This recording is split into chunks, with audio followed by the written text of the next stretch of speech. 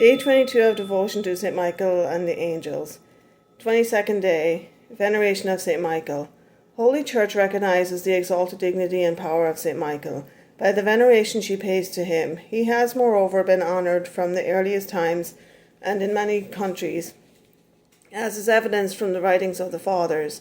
Under the old law, the archangel was the guardian of the Hebrew nation, as the following words found in the book of Daniel indicate. Michael, the great prince who standeth for the children of thy people.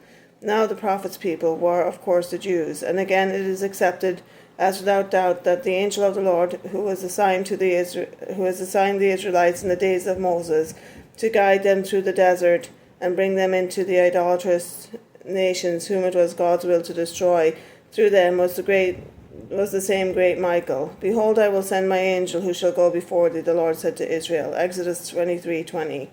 After the death of Moses, according to an ancient Jewish tradition, referred to in the Epistle of St. Jude, Jude 1:9, St. Michael contended with Satan over the body of the prophet.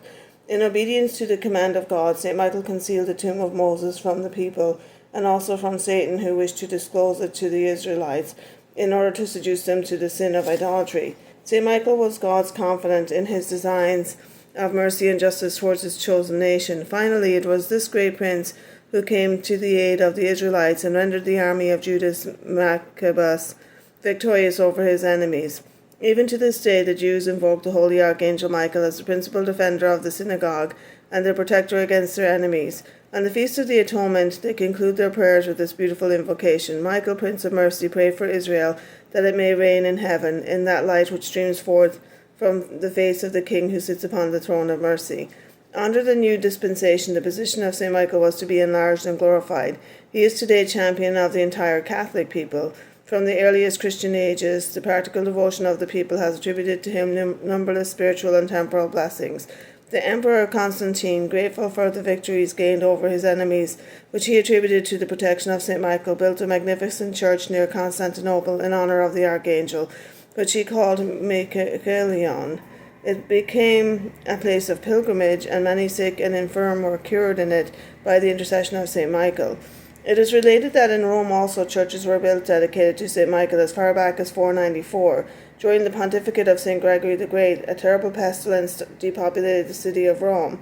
The sovereign pontiff ordered a penitential procession, during which he himself carried a statue of the Blessed Virgin. 80 persons died in the ranks of the procession itself. Still the pontiff continued the prayers. When they arrived at the bridge crossing the Tiber, they heard the songs of angels in the skies. Suddenly, above the castle of San Angelo, St. Michael appeared in gigantic size. In his right hand he held a sword, which he thrust into the scabbard. At the same moment the pestilence ceased. In other parts of Christendom, this devotion took root only by degrees, and it was by the holy archangels appearing to men that the faithful were prompted to have recourse to him. These apparitions were local, and for reasons which to us may seem of secondary importance, but God, who from little causes produces great effects, made use of them whereby to excite Christians to have confidence in their heavenly protector.